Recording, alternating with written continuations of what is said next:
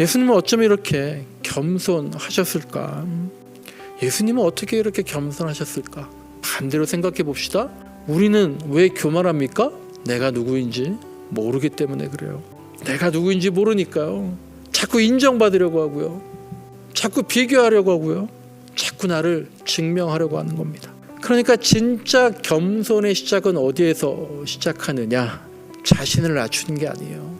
진짜 겸손은 자신을 낮추는 것에서 시작하는 게 아니라 자신을 정확히 아는 것, 내가 누구인지 아는 것, 거기에서부터 겸손이 시작한다는 겁니다. 네, 오늘은 수건을 두르신 왕이라는 제목으로 말씀을 나누겠습니다. 오늘 우리가 방금 읽었던 말씀은요, 우리에게 굉장히 익숙한 말씀이죠. 우리 신앙생활 오래 하신 분들은요, 이 말씀 수백 번도 들었을 겁니다. 예수님께서 제자들의 발을 씻기셨다. 우리가 이 장면을 너무나 잘 알고 있기 때문에 사실 이 이야기가, 이 상황이, 예수님의 행동이 얼마나 충격적인 일인지 그냥 지나칠 때가 있습니다. 그러면 우리가 제대로 이해하지 못하면서도 내가 다 알고 있다라고 그렇게 착각할 때가 있는 거죠. 그래서 어쩌면 오늘 본문은요, 조금은 낯설게 이 말씀을 좀 볼 필요가 있을 것 같아요. 오늘 우리가 읽은 본문이요, 예수님과 제자들 마지막 만찬 장면에 나오는 말씀입니다. 약간 특이한 게 이제 요한복음 13장인데 요한복음이 22장까지 있는데 벌써 마지막 만찬인 거예요. 그러니까 마태복음, 마가복음, 누가복음 보시면요, 예수님의 마지막 만찬은 뒷부분에 나오죠. 거기에서 가장 중요한 장면은, 예수님 마지막 만찬 장면에서 가장 중요한 장면은 어떤 걸로 기억이 나십니까? 오늘 우리가 읽은 본문이 아니라 그 새 복음서, 즉 공관복음서에서는요, 가장 중요하게 강조하는 장면은 성찬의 시간입니다. 이것은 내 몸이다, 이것은 내 피다, 이 부분이 핵심이에요. 근데 요한복음에는 이 장면이 아예 나오지 않습니다.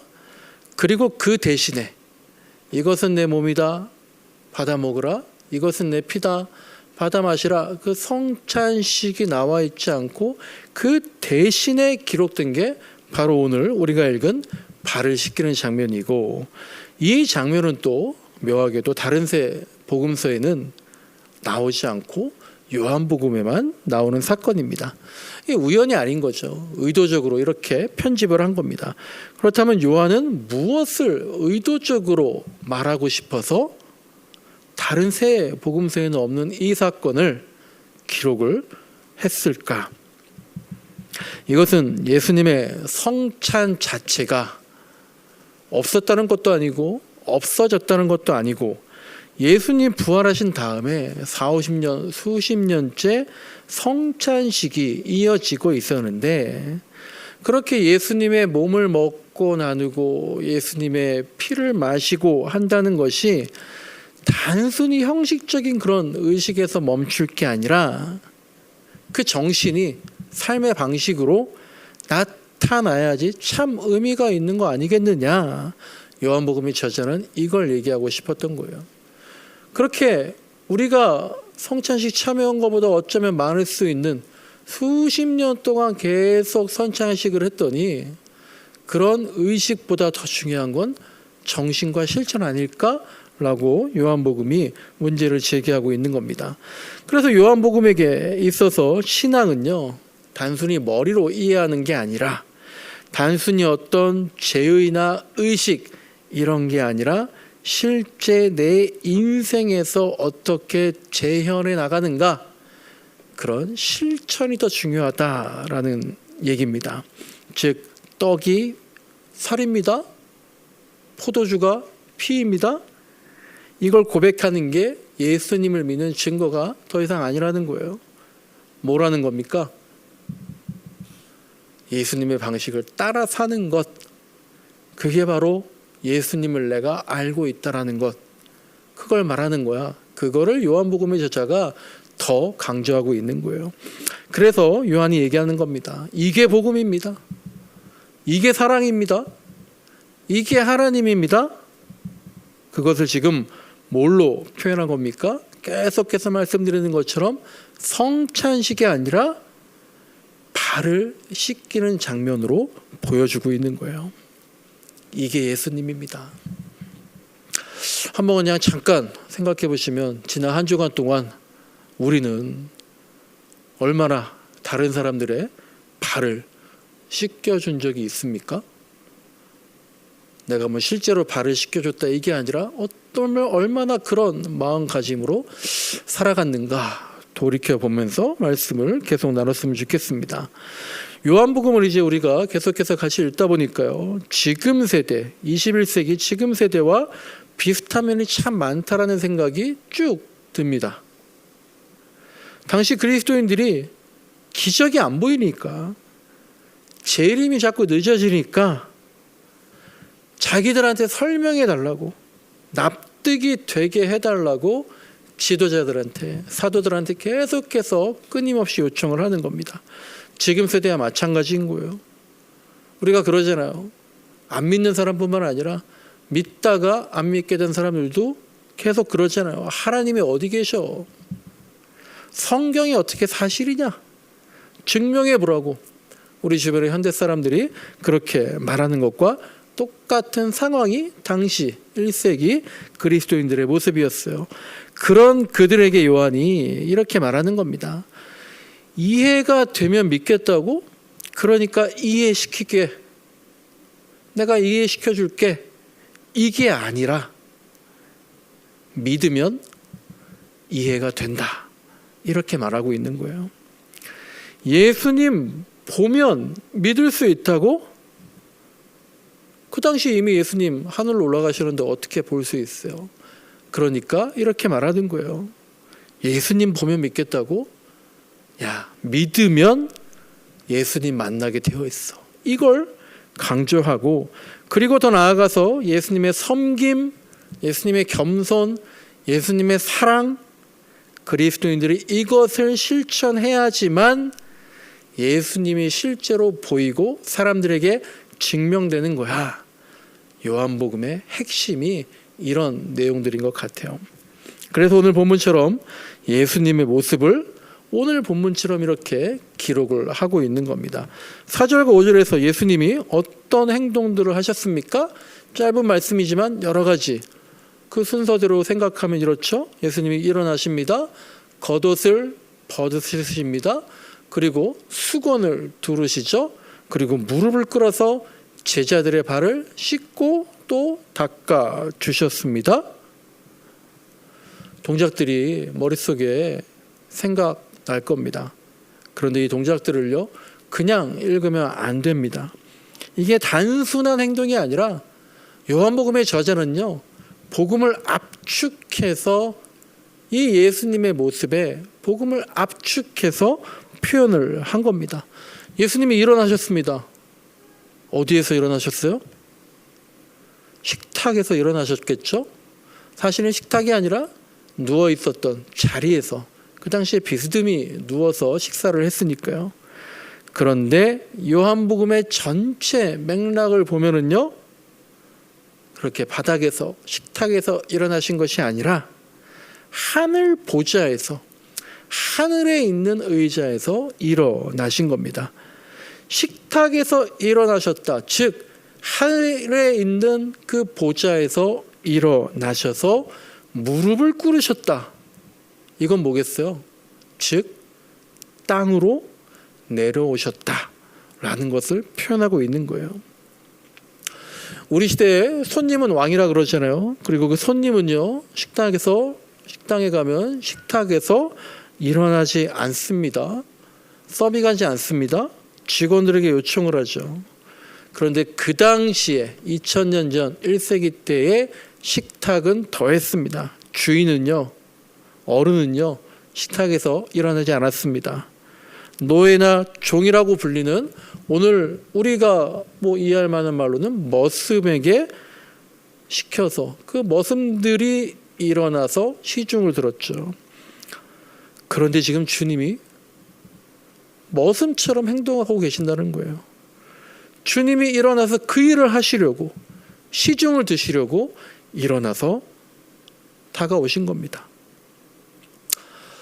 우리가 진짜요, 저도 마찬가지고요, 먼저 자주 일어서야 할 것 같습니다. 우리들 삶의 자리에서 요새 다 그렇습니다. 누군가 일어서겠지, 누군가 나서겠지, 누군가 시작하겠지, 이렇게 생각하고 아무도 먼저 내가 일어서려고 하지 않을 때가 많아지는 것 같아요.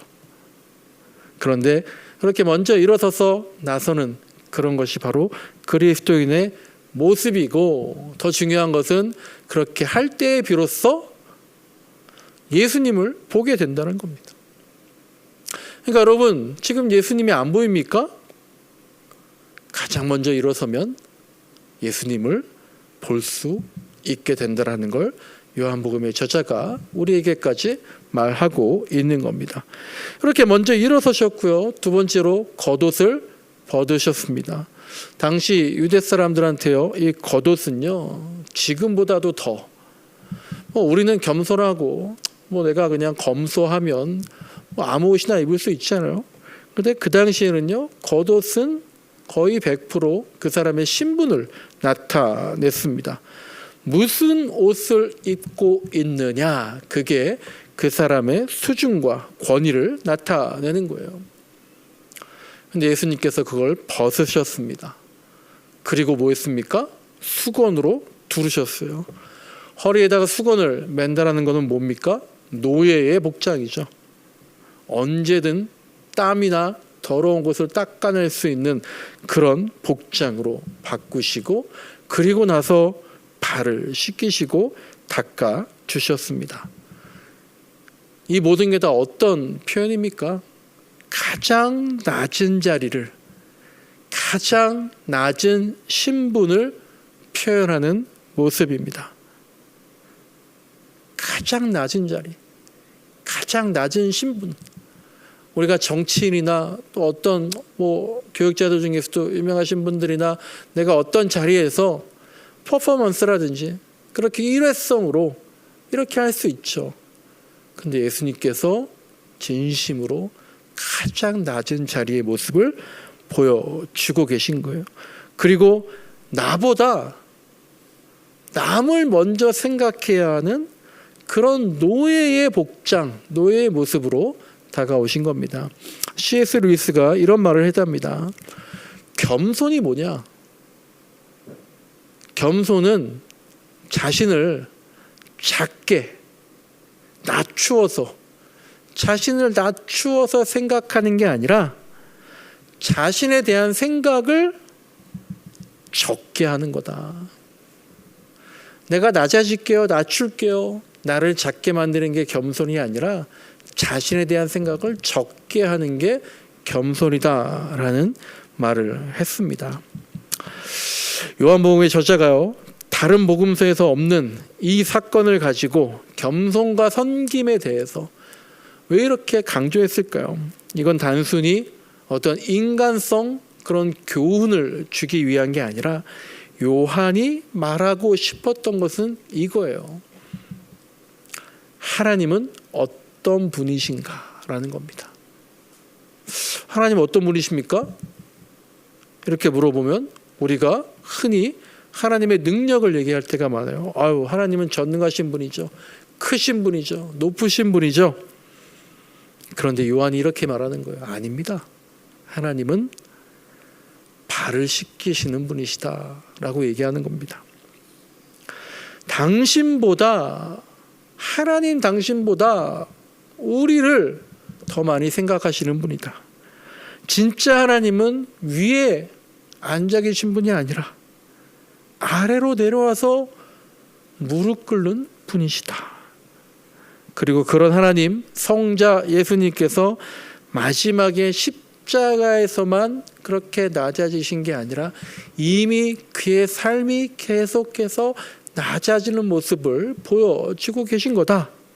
사람들과 함께 앉으시고 죄인들과 함께 식사하시고 버림받은 자들, 미천한 사람들과 함께 하시고 그리고 지금은 아예 발을 씻겨주신다. 이 일을 요한복음의 저자가 말하고 있는 겁니다. 우리가 흔히 묻습니다. 하나님 어디서 만날 수 있어요? 하나님을 어디서 만날 수 있습니까? 기도해 보세요. 예배 드리세요. 부흥회나 수련회 참여하세요. 물론 거기서 만날 수 있습니다. 하지만 극단적으로 말하면 지금 요한복음의 저자는 다른 사람의 가장 낮은 자리를 대신할 때 그 자리에서 하나님 만날 수 있다라고 얘기하는 겁니다. 우리가요 늘 위로 올라가야 한다는 무언의 압박 속에서 살고 있습니다. 우리가 해마다 성장해야 한다라고 하면서요 앞을 보거나 더 높은 곳을 바라보죠. 그러니까 성장에 대한 어떤 압박, 무언의 압박 그런 게 있잖아요. 오죽하면 전년보다 매출이 10%가 줄었을 때도 어떻게 표현합니까? 10% 감소했습니다. 10% 하락했습니다. 이게 아니라 10% 마이너스 성장했다고까지 표현을 하는 거잖아요. 퇴보한 것에도 성장이란 말을 갖다 붙일 정도로 우리가 성장이라는 거에 늘 암묵적으로 생각을 하고 있는 거예요. 그런데 그런 우리에게 예수님께서 앞으로 나가지 말고 위로 올라가지 말고 어떻게 하라고 한 겁니까? 아래로 내려가라고. 십자가에서 온몸을 떨면서 보여주신 말씀보다 더 강한 울림으로 지금 무릎 꿇고 발을 씻기면서 아래로 내려가라고 말씀하고 계신 겁니다. 세상이 올라가라고 외칠 때 복음은 내려가라고 말합니다. 그래서 예수님의 이런 행동은요 단순한 성품이나 어떤 교훈 이런 걸 넘어서 지금 우리 시대에 앞으로 나가고 위로만 올라가려고 하는 이 시대에 오히려 강력한 도전을 주는 그런 메시지입니다. 그러면서 이 장면을 더 인상 깊게 만드는 건 제자들이 보인 정반대의 태도입니다. 누가복음 22장을 보면은요 또 이 마지막 만찬 자리가 나오는데 거기엔 또 이런 말씀이 있습니다. 제자들이 무엇을 하고 있었습니까? 누가복음 22장을 보면 이 마지막 만찬 자리 때 제자들이 누가 더 크냐고, 너와 나중에 누가 더 크고 너와 나중에 누가 더 높은 자리에 올라갈 거냐고 서로 싸우고 있었습니다. 오합지졸인 거예요. 예수님은 발을 바라보고 계셨는데 제자들은 자리를 보고 있었습니다.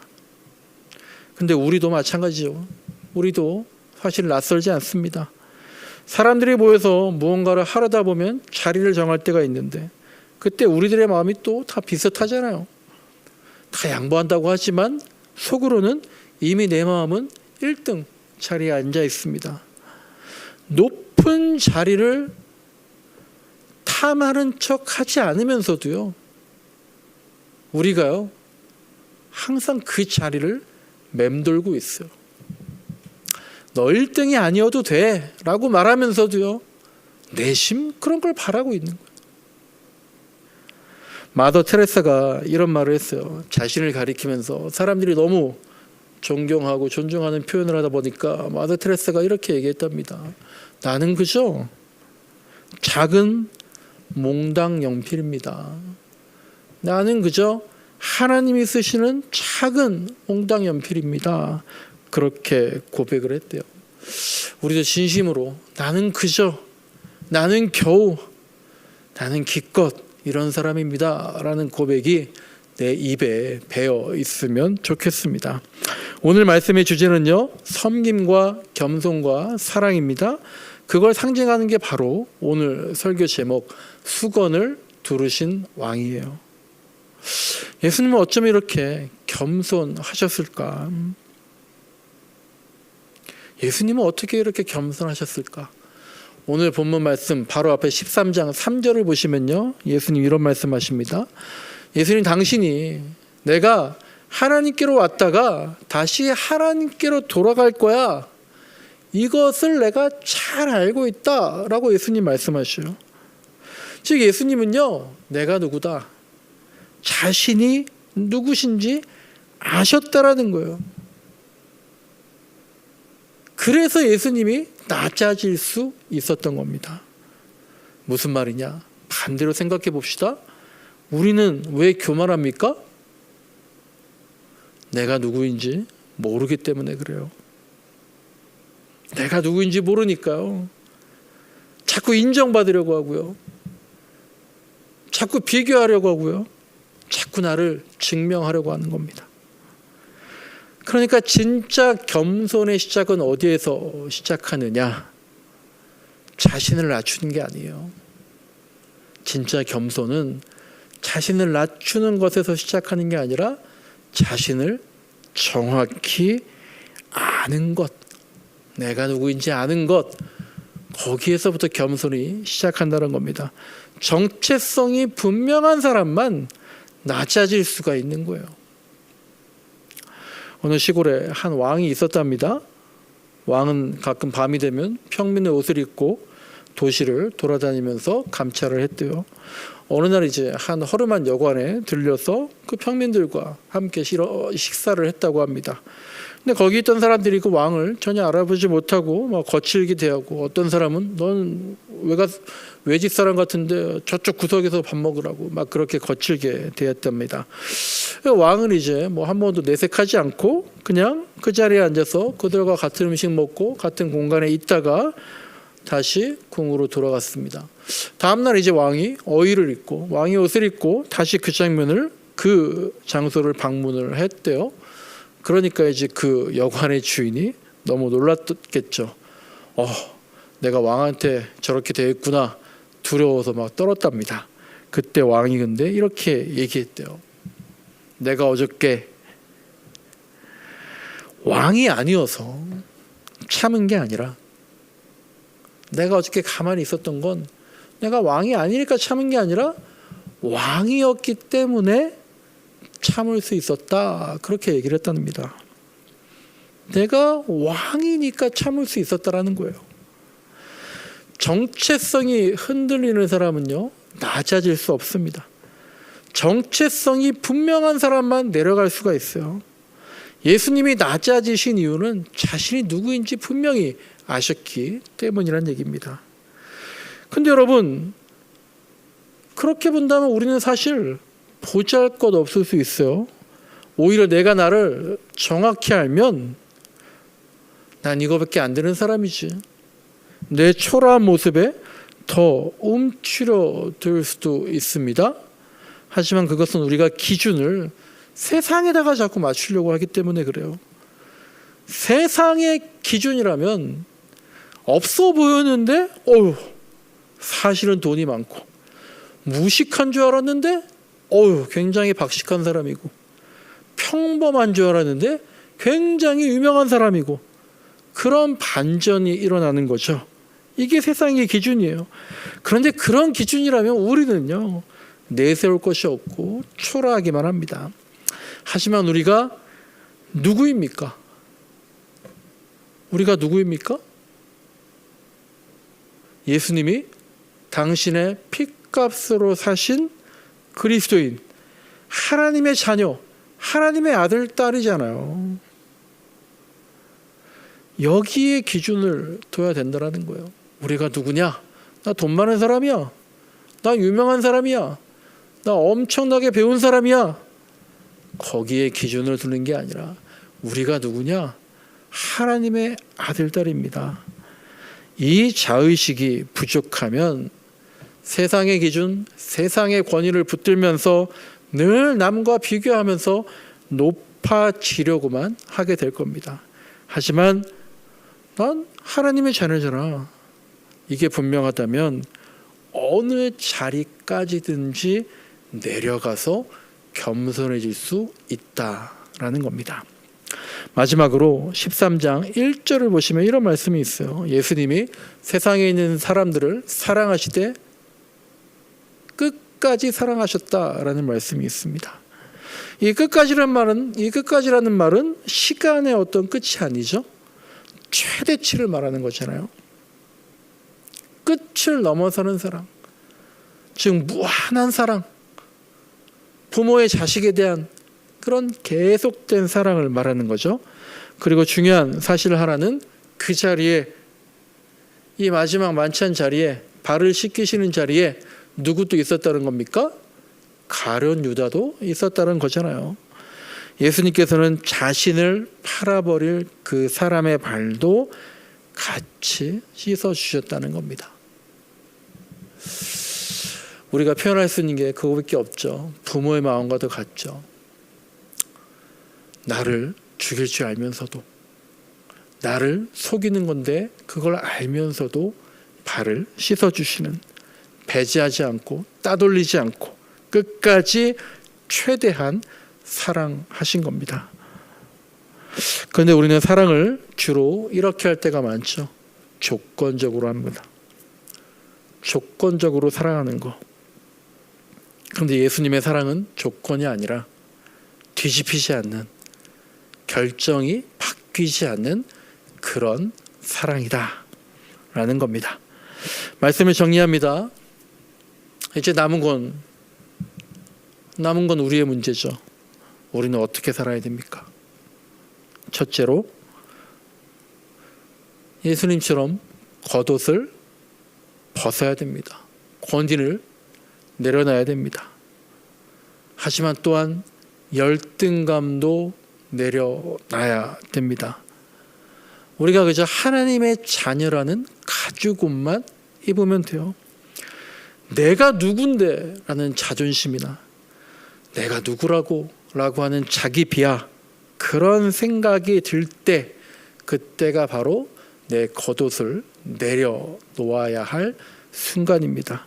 특히 이건 아까 말씀드린 것처럼 자신의 정체성, 그걸 아는 것과 긴밀한 관계에 있는 거죠.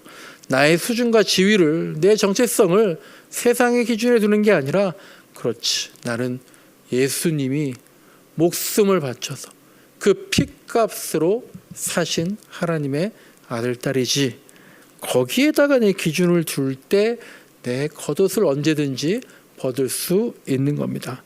둘째로는요, 발을 봐야 돼요. 사람을 보면 우리가 보통 어디부터 봅니까? 얼굴을 보고, 그래서 표정을 보고, 말투를 보고, 또 행동을 보면서 우리는 그 사람을 평가하기 시작하죠. 근데 사람을 그렇게 판단하기 전에 저 사람 얼마나 힘들까? 혹시 내가 닦아줄 그런 먼지는 없을까? 혹시 내가 덜어줄 그런 짐은 없을까? 혹시 내가 저 사람 편이 되어줄 수는 없을까? 혹시 저 사람 무슨 말 못할 사연이 있을까? 들어줘야 될 텐데. 그 사람의 발을 본다는 것은요, 바로 이런 마음으로 사람을 살피는 겁니다.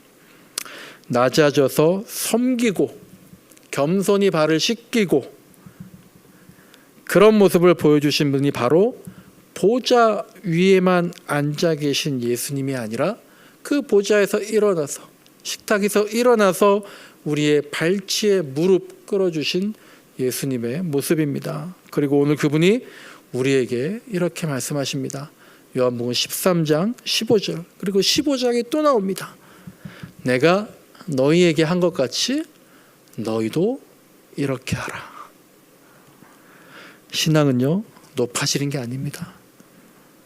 신앙은요, 내려가는 거예요.